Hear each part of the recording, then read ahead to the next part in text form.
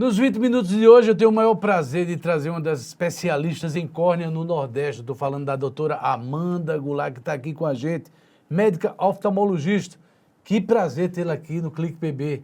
Um prazer o meu estar aqui com vocês, compartilhando conhecimento em oftalmologia. A partir de agora, a gente tem 20 minutos desse cronômetro para trocar ideias e bater um papo aqui. Junho está acabando, como tem outubro rosa, amarelo, também na oftalmologia é um mês dedicado a combater uma doença que principalmente começa com crianças. Isso. É consagrado ao ceratocone, que é uma doença da córnea, que é a principal lente do sistema óptico. Então, as pessoas que têm ceratocone, os sintomas aparecem com troca frequente de óculos, o olho seco, uma dificuldade na luz ou a fotofobia, né? E o coçar os olhos. Então, essa campanha é justamente para evitar o hábito de coçar os olhos. Por quê? É sabido que, se você coça os olhos, você pode desencadear a doença. E essa doença é a principal causa de transplante de córnea em criança, adolescente e adultos jovens. Então, para as mães, os pais que estão nos assistindo aqui, o slogan seria: é proibido coçar o olho. Isso. O que é que ela causa? A gente tem algumas imagens aí. O que é que ela causa no olho da criança que se torna adulto? Piora da visão. E a piora da visão... A gente tem umas imagens aí, ó. Pode ir falando. Isso. Nesse vídeo que está piscando o olho, a gente pode observar que a córnea é bem curva. O vídeo, a foto de cima, olha, novamente, bem curva, né? Faz um cone. Em vez da córnea ter esse aspecto de um vidro de relógio meio boleado, no ceratocone não. Essa córnea vai encurvando, vai afinando, o grau vai aumentando e a visão vai piorando, ao ponto de fazer uma cicatriz nessa parte que é transparente e isso deixa de passar luz para dentro dos olhos. Então, isso impacta muito na vida de uma criança, de um adolescente, de um adulto jovem. Por quê? Porque, às vezes, a pessoa olha para o paciente, acha que ele está enxergando e ele não enxerga. É? Não. Mas chega a provocar a cegueira? Perca total da visão, do campo de visão? Assim, pode, mas assim, a gente tem como tratar. Tratamentos hoje. Ou seja, um tipo de cegueira reversível, né?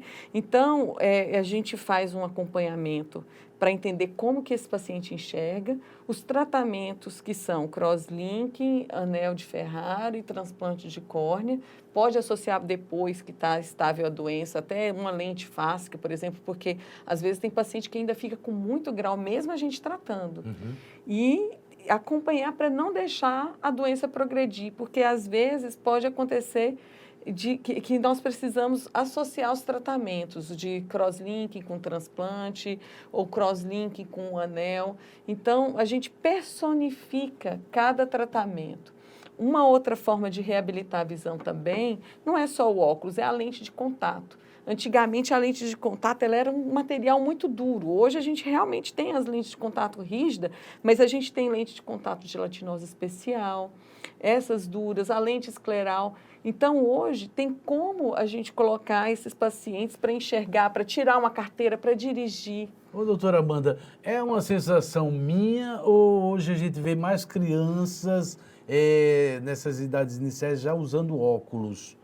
É uma atenção que os pais estão tendo mais ou tem problemas ligados à saúde ocular que estão aparecendo mais nessas crianças? A informatização.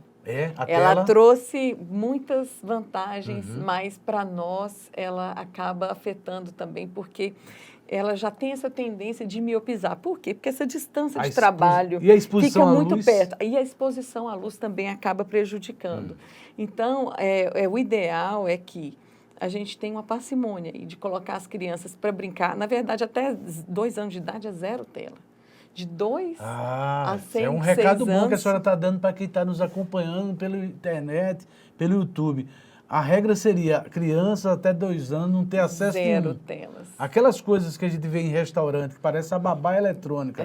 O pai bota para entreter o celular, o tablet, 0 até 2 anos. Até 2 anos, mas é um desafio para a gente também. Vamos à redação. Na redação tem perguntas para a doutora Amanda e a pergunta é da hora, porque tem uma atriz aí, uma pessoa conhecida, que fez uma cirurgia de mudança na cor dos olhos. Se é isso, quem é que chama a gente aí? Vamos escutar. Olá, doutora. Gostaria de saber quais os riscos dessas cirurgias que viraram febre agora sobre mudança na cor dos olhos. Agora eu quero ver a doutora Amanda explicar. É André Surak, hoje apareceu reclamando, fez uma mudança da cor dos olhos na França. Nós fazemos aqui no Brasil, mas de forma terapêutica. Ou seja, o paciente que tem um olho normal, com a coloração normal, mas tem um olho que sofreu, que passou por um trauma, que passou por diversas cirurgias e aquele olho acabou esbranquiçando. Ah, é como a gente vê, né, doutora? É, mas é um olho cego. Então, a gente faz esse procedimento, são poucos lugares que faz no Brasil, aqui em João Pessoa eu faço, eu tenho feito, já tem mais de ano que a gente está fazendo esses casos. E a gente faz essa pigmentação corneana, ou tatuagem corneana, que eles costumam, mais vulgarmente conhecido. Mas ela vem como um fim de reabilitar socialmente aquele indivíduo. Não. No Brasil, na verdade, é proibido essa questão. E sua opinião como médica, que é referência no Brasil e no Nordeste, a senhora é contra ou a favor a questão estética? Contra? Contra. É? Contra porque quando a gente coloca esse pigmento no meio da córnea, é muito difícil você tirar. Pode acontecer ao tempo, depois ele ir despigmentando pelo tipo de técnica que é utilizada durante a cirurgia. Mas a partir do momento que esse pigmento, ele fica no meio do tecido. O tecido corneano está aqui, tem essa espessura, ele fica no meio e ele não sai. E na oftalmologia, apesar do olho ser tão pequenininho, não ter nem 3 centímetros, tem quase 20 subespecialidades. Então, muitas vezes, para a gente fazer um exame bem detalhado, a gente precisa dilatar a pupila, ver dentro do olho. A partir do momento que faz esse procedimentos que tem que dilatar a pupila para ver esse conteúdo intraocular, fica prejudicado. Então, se o paciente precisa de passar por uma cirurgia de catarata, fica prejudicado. Por uma cirurgia de retina, fica prejudicado. E fora essa paciente que ela se arrependeu. A senhora falou no início, tatuagem. Qual é a relação? É parecido o procedimento? Nós usamos os pigmentos, né? Existem pigmentos do Brasil e existem pigmentos europeus, né? Então, mas ela foi feita, ela ganhou a vida, a ceratopigmentação, como fim terapêutico, né? Às vezes um trauma, porque a íris, que é essa parte coloridinha do olho, existe uma situação que chama aniridia traumática, que a pessoa fica sem essa íris. Ou então uma malformação, por exemplo. Então, o que a gente faz? Esse tipo de paciente, por exemplo, tem muita fotofobia, ou seja, sai do sol e não tolera o sol.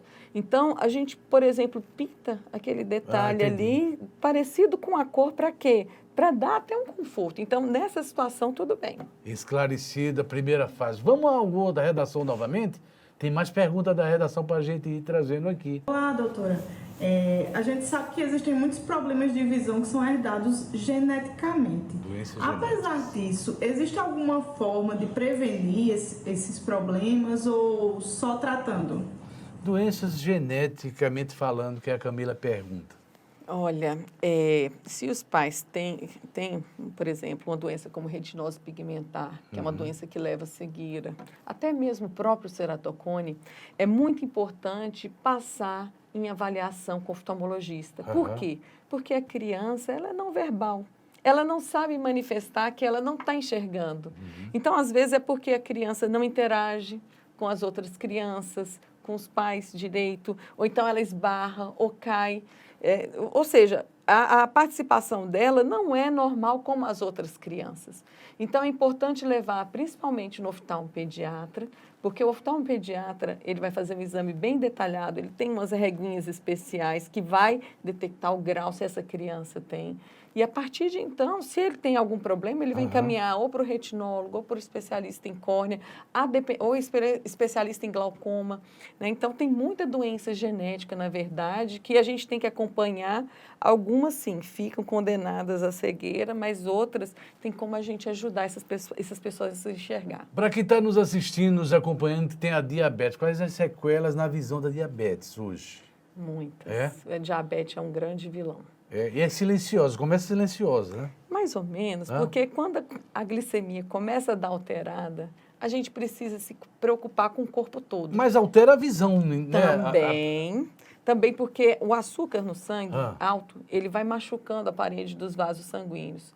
E dentro dos olhos, nós temos uma camada que chama retina, que é como se fosse o cérebro, certo? Então, quando acontece algum tipo de dano nesses vasos sanguíneos, pode acontecer hemorragia dentro do olho, pode acontecer algum tipo de inflamação, extravasamento de substâncias, e isso aí pode complicar a visão e levar até cegueira irreversível. Então, a partir do momento que o paciente tem diabetes, a gente conscientiza sempre, até para fazer o óculos. Se o paciente tem uma glicemia alterada, 200, 300, eu não prescrevo o óculos porque o grau está errado. Controlar para fazer. Isso. E, às vezes, os pacientes têm que fazer tratamento de injeção intraocular para tentar diminuir essa neovascularização dentro do olho e as inflamações e os edemas. Vamos à última pergunta da redação, que ainda tem jornalista querendo explorar a doutora Amanda. Olá, doutora, tudo bem? Qual é o tempo ideal para a realização de exames oftalmológicos para quem utiliza óculos de grau? Doutora Amanda responde. E quanto tempo? As pessoas falam 5 anos, 3 anos. Qual é o ideal? Quem usa óculos? O quem não usa também é bom visitar o oftalmologista. Anual, a cada 2 anos. E se o paciente, por exemplo, esse paciente que tem ceratocone, ele não vai conseguir esperar 1 ano. Por quê? Porque ele vai fazer o óculos e vai perceber que o óculos está fraco, que ele não está enxergando. Quer dizer que as alterações são rápidas, principalmente para quem tem ceratocone? São. Às vezes, o paciente enxerga e, de repente, começa a coçar os olhos, quando vai ver, a visão piorou muito. Né? Então, cada paciente, cada doença, por exemplo, paciente que é diabético, se o diabetes está controlado, uma consulta até anual, mas se o diabetes é descompensado, às vezes a cada 3, 6 meses, fazer os exames. A oftalmologia, doutora, ela evoluiu bastante. Hoje você vai num consultório e você vê a quantidade de equipamentos, ou seja, o tratamento está para todos hoje. Sim. Hoje nós dispomos de um arsenal tecnológico que dá muito respaldo, muita confiança. Aí, às vezes, a gente atende os pacientes, eles falam, mas eu sempre pergunto, sua mãe, seu pai tem algum problema de saúde e tal, seu avô? Né? Aí os pacientes, não sabem. Na verdade, não é que não sabem, é porque não tinha tanto equipamento, tanto diagnóstico e tanto conhecimento nas sub-áreas da oftalmologia. Então, hoje, os equipamentos ajudam muito a gente. Ajuda bastante. Para você que está acompanhando aqui, a gente está com a doutora Amanda. A senhora é um especialista, quando eu falei na abertura, do Nordeste, a gente tem até uma imagem aí que a senhora, o ano passado, a palavra é até difícil para a gente pronunciar, fez um transplante de córnea, mas não é só a córnea. Me explica melhor aí o que é isso aí. É um transplante de córnea endotelial. Endotelial. A córnea tem meio milímetro. Hoje é um dia muito feliz, porque eu acabei de sair de uma cirurgia e já podemos dizer que aqui na Paraíba, em João Pessoa, já realizamos a técnica de transplante endotelial, do DMEC. Essa técnica proporciona uma recuperação mais rápida da visão, um pós-operatório muito melhor, menos sofrido e principalmente ajuda a reabilitar a visão de pacientes que têm uma alteração genética. Então, foi ao congresso em Paris, em 2019, 2020, e essa técnica já era muito realizada na Europa. E a gente achava que isso era um futuro distante. Então, com muita alegria, a gente pode dizer que isso já é uma realidade, já no Brasil e em alguns centros. Mas aqui na Paraíba nós já estamos fazendo também. Vamos uma tradução disso aí. Quem essas pessoas são acometidas que necessitam desse transplante? São pessoas que têm uma alteração genética que chama distrofia de Fuchs. A córnea é a principal lente do sistema óptico. Ela tem meio milímetro. Então, essa camada, que chama célula endotelial, a gente nasce com população muito grande e gradativamente a gente vai perdendo essas células e essas células não se regeneram. Porém, a gente tem uma perda que é fisiológica, que é esperada. O que acontece? Quem tem essa doença, ela tem umas alterações na córnea e quando o paciente, por exemplo, vai fazer uma cirurgia de catarata, e tem essa alteração, às vezes a gente segura um pouquinho ali. Tem a catarata? Não, ela pode voltar daqui 6 meses, 1 ano. Quem tem essa distrofia precisa operar antes. Por quê? Porque quando faz a cirurgia de catarata, vai ter, por causa do ultrassom, do foco emulsificador, vai perder mais essas células endoteliais. E daí a chance para transplante é maior. Por quê? Porque já tem a perda programada todos os anos, porque nós vamos envelhecendo e as células vão mudando, que é da fisiologia, mas quando faz qualquer tipo de cirurgia intraocular, também tem essa perda. Então, esse transplante, a gente tira só a última camada, parece um papel filme, é muito fininho. Então, você tira essa camada de dentro do olho e você tira da córnea doadora essa camada também, injeta e cola no olho. A Paraíba é referência aí. A gente fala muito em transplante de coração, de fígado, de rins. Como é que estamos em transplantes de córneas? Tem doador, tem campanha? Como é que a gente está no mapa do Brasil? Tem doador, a fila está grande. Infelizmente, teve uma época que aqui a Paraíba, ela andou mais com a fila, mas depois do Covid, realmente a fila... Porque quando acontece a doação dos tecidos, o paciente entra em critério de morte encefálica e vários exames são realizados para saber se aqueles órgãos eles podem ser compatíveis com os transplantes. Então, assim também acontece com a córnea. E quando tira o globo ocular da pessoa, ainda tem que fazer uma análise da córnea para saber se aquela córnea é viável ou não ao transplante. Então, realmente tem se realizado campanhas com o pessoal do SVO, com as equipes, né, da Central de Transplantes para ajudar nessa captação de órgãos, mas a gente ainda precisaria caminhar um pouquinho mais. A partir do momento que a pessoa é declarada a morte, esse transplante tem que ser feito em quanto tempo?